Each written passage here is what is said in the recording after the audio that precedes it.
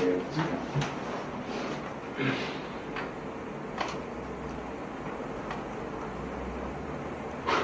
And I heard one word from you guys in what, a year? That's all my family to you? You know, you're even more of a selfish, stuck-up, here's-old punk than I remember. Yeah, am I? Yeah, I mean, I know things have been rocky, but still, he's Dad. And after everything he's done for you. Everything he's done for me?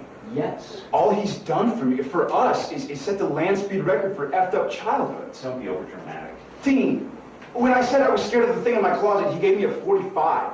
Well, what was he supposed to do? He was supposed to say, ghost stories are just stories. He was supposed to say, don't be afraid of the dark. But you should be. You know what's out there. Well, yeah, I know, but you're not... Are you going to be giving a point anytime soon? Yeah, the point is that I never asked for it, all right?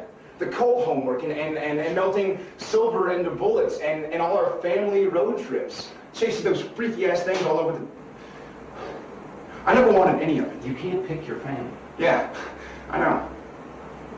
But I can live my own life. And all our gory dysfunction, I buried it, man. I swore I was done with it for good. You know as well as I do, nothing stays buried.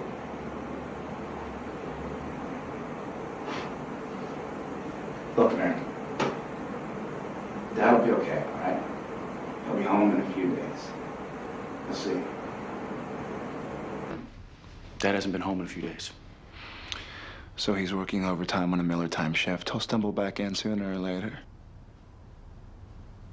Dad's on a hunting trip. And he hasn't been home in a few days.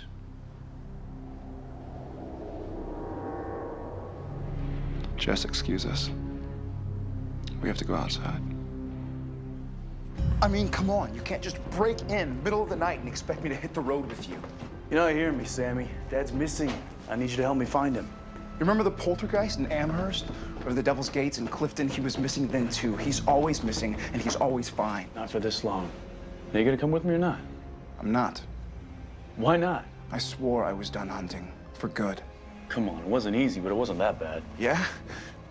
When I told Dad I was scared of the thing in my closet, he gave me a 45. Well, what was he supposed to do? I was 9 years old. He was supposed to say, don't be afraid of the dark. Don't be afraid of the dark. What, are you kidding me? Of course you should be afraid of the dark. You know what's out there. Yeah, I know. But still, the way we grew up after Mom was killed, and Dad's obsession to find the thing that killed her. But we still haven't found the damn thing. So we kill everything we can find. Save a lot of people doing it, too. You think Mom would have wanted this for us? You want to do that one again? No, let's keep going. Here, just come over, page. Greg 7. Great, thanks. And then I just stop it and watch that smile. Right.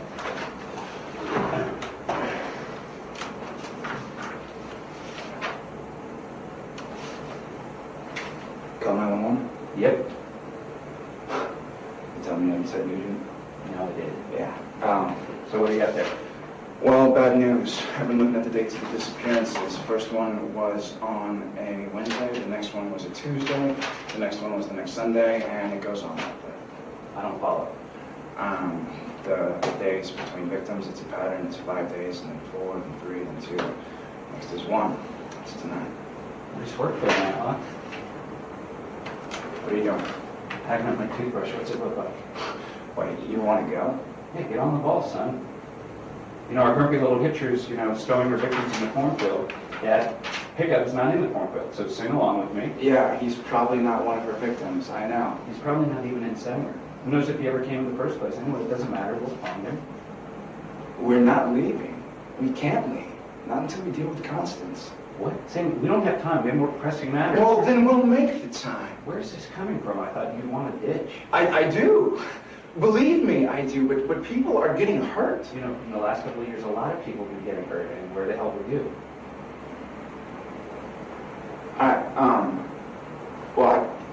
I'm here. Now. And I'm not going to walk away while people are getting killed. The weapon training and melting the silver into bullets. Man, Dean, we were raised like warriors. So what are you gonna do? You just gonna live some normal apple pie life? Is that it? No, not normal. Safe. And that's why you ran away. I was just going to college. It was Dad who said if I was gonna go, I should stay gone. And that's what I'm doing. Yeah, well, Dad's in real trouble right now. If he's not dead already, I can feel it. I can't do this alone. Yes, you can. Yeah. Well, I don't want to.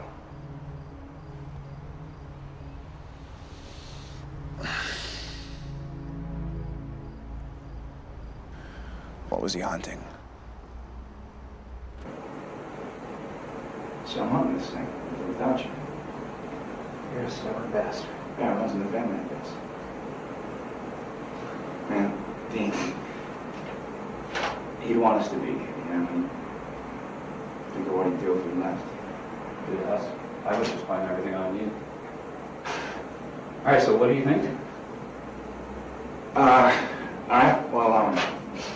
I figure, let's just mix things up a little bit, you know? We could probably start out with a plan this time. And what's that smart Very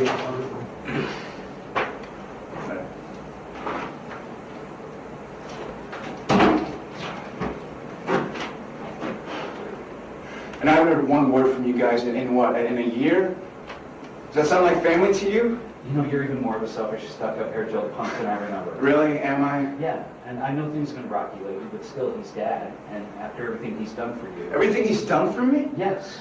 Well, all he's done for me, for us, is set the land speed record for effed up childhoods. Don't be over-dramatic. Dean, when I told him I was scared of the thing in my closet, he gave me a 45. Well, what was he supposed to do? He was supposed to say, ghost stories are just stories. He was supposed to say, don't be afraid of the dark. But you should be. You know what's in the dark. Yeah, I know, but still, you Should I don't... be prepping for a point anytime soon? Yeah.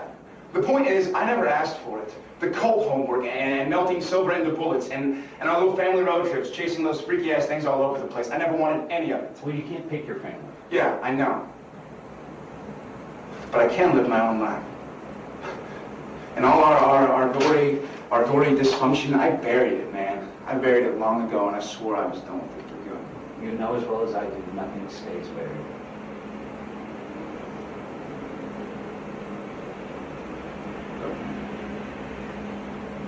That'll be okay. I'll be home in a few days. You know me.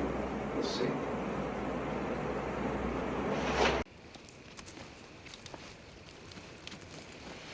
You want to tell me what's going on in that freaky head of yours? Dean. No, you're not fine. You're like a powder keg, man. It's not like you. I'm supposed to be the belligerent one, remember? Dad's not here. I mean, that much we know for sure, right? He would have left us a message, a sign, right? Yeah, you're probably right. Tell you the truth, I don't think Dad's ever been to Lost Creek. So let's get these people back to town, and let's hit the road. Go find Dad. I mean, why are we still even here?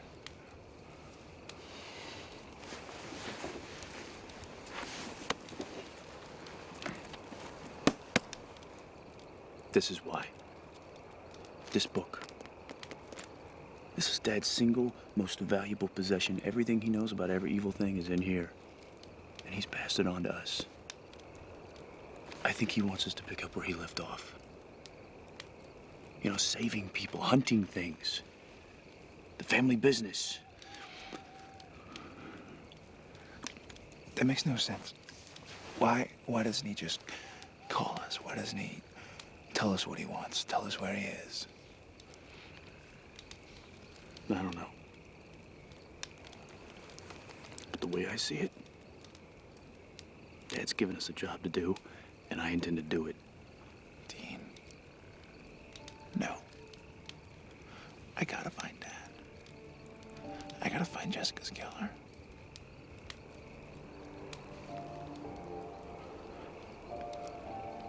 It's the only thing I can think about. Let's do the second one.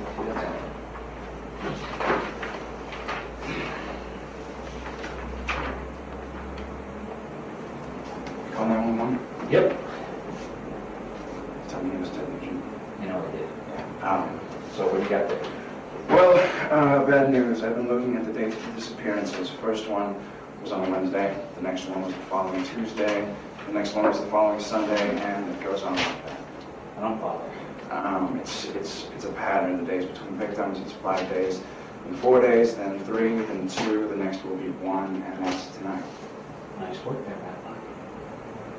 What are you doing? Hacking my toothbrush. What's it look like? What? You want to leave? Yeah, get on the ball. Grumpy little picture stowing her victims in the cornfield. Daddy's not in the cornfield, so sing along with me. Yeah, he's probably not one of her victims. I know He's that. probably not even insane. Who knows if he ever came in the first place? Anyway, it doesn't matter. We'll find him. Well, we're not leaving, Dean. We can't leave. Not until we deal with Constance. What? We don't have time. We've got more pressing matters. Then we'll make the time. Where's this coming from? I thought you wanted a ditch. I do. Believe me, I do. But people are getting hurt. You know, the last couple of years, a lot of people are getting hurt, and where the hell were you? All right. Well, I'm here now. And I'm not going to walk away while people are getting killed. So, fine, I'll hunt this thing with or without you, man. You're a stubborn bastard. Yeah, runs in the family on this. Look, Dean. He wants to be here. I mean, think of what he'd do if he found out we left, man. I don't know what to do, but I would just blame it all on you anyway. All right, so what do you think? Well, I figure, we'll mix things up a little bit. Maybe this time we can start out with a plan. Oh, and what's that, smartass? Great.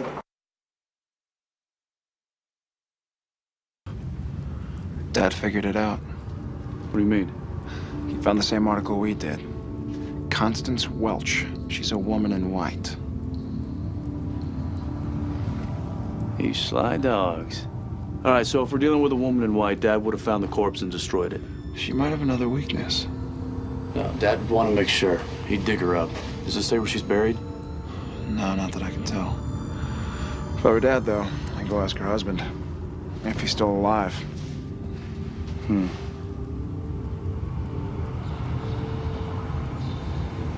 All right, why don't you see if you can find an address? I'm gonna get cleaned up. Hey, Dean. What I said earlier about Mom and Dad, I'm sorry. No chick flick moments. All right. Jerk. Bitch.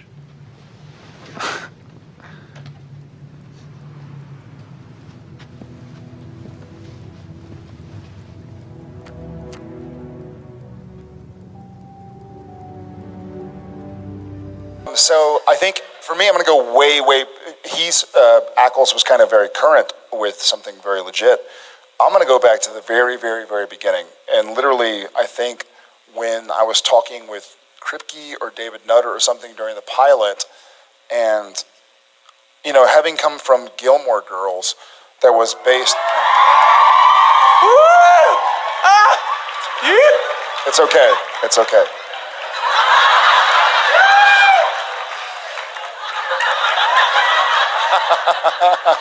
No, but it was very much based in reality. So part of who I was as the original Dean. Woo! Just kidding. No, but I think I sort of reacted to Supernatural as maybe my character or any human being on the planet would have reacted to such things. In that I was sort of, when I had the lines about, when Dad told me when I said I was scared of the thing under my bed, Dad gave me a gun, I was a little bit too fantastical with it, as if it was bizarre. And one of the best things, I think it was Kripke, was like, this isn't weird to you. You're complaining about it, but it's not weird. And I sort of thought about it, and I was like, but it is weird. And so I did it again, and he's like, you know what? You're being honest. You're treating this as somebody in the audience would treat this. But remember, you've been dealing with the extraordinary and the extraterrestrial and the supernatural for all of your life. This isn't weird to you. You're just telling somebody like traffic sucked. Treat it with... So he helped me get into this world that Sam and Dean live in, that, when Dean says Dad's on a hunting trip, he doesn't have to go Dad's on a hunting trip. It's just understood, it's this world that we live in where that's our parlance. Which is funny because that's how I played it the first take. Yeah. Sam, Dad's So Dad's on a... Hunting. Hunting! So, You know what I'm saying? You know, no, this is not the way I should, copy that, thank you. just tone it down. Dad hasn't been home in a few days. So he's working overtime on a Miller time shift. He'll stumble back in sooner or later. Dad's on a hunting trip, and he hasn't been home in a few days.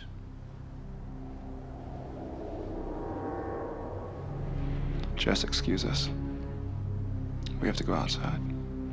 No, but Kripke and Nutter helped me commit to a world where I think we're all here today because we all can sink ourselves into that world. It took me a moment to really go like, okay, I'm just gonna, the way Sam says my hamburger sucked is the same way he'd say like, man, that Rougarou took a while to kill. It's not like, the Rougarou, did you hear about this? So it wasn't, he made it more my reality. He told me like, listen, this is Sam's reality. This is Dean's reality. This isn't some bizarre thing that happened. This is his day-to-day. And so that helped me get to a place where it was just reality. It gave history. It gave history to Sam. And I think Jensen was probably already there as Dean, but I had a difficult time committing to, okay, Sam knows what this is. This isn't Sam going like, there was a ghost in my trailer. I was like, oh yeah, I saw a ghost and I took care of it. And like, so it was it certainly helped me commit to the world that is Supernatural. Well, and to be fair, he didn't have the experience of dealing with supernatural elements on, what was it? Gilmore Girls.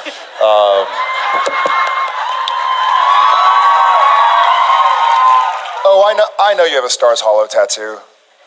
I'm on to you. Oh, what? You know. Gesundheit. Thank you. And we saw everybody, and we had weeks and weeks of casting, and we weren't, finding who we were looking for. I remember when I first read the project and got involved in it, I was actually going to go out for Sam, the younger brother, not knowing. I don't think they had the older brother or anybody in mind for that. I know that they were thinking about Jared, and they wanted to bring me in and read kind of against Jared as opposed to with Jared.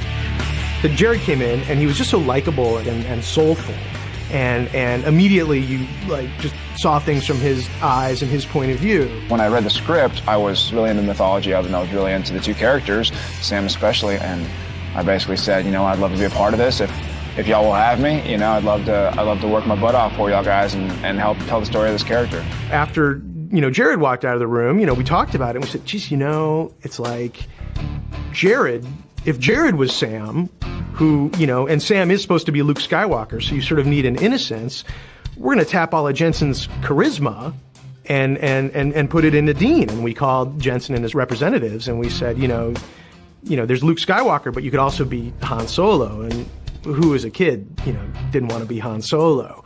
And he was cool and immediately saw the opportunity there. And so then we sort of lucked into having the both of them. And David, I remember I was with David Nutter, Peter Johnson, and we all turned to each other and we said, we have a series. We're going to get picked up. People either have chemistry together or they don't. You can't fabricate it. You can't cheat that. And, these two guys together just have it. And it's a delight when you see it sort of explode in front of you, and you'd be a fool not to take advantage of that. What were you thinking, shooting Casper in the face, you freak? Hey, saved your ass.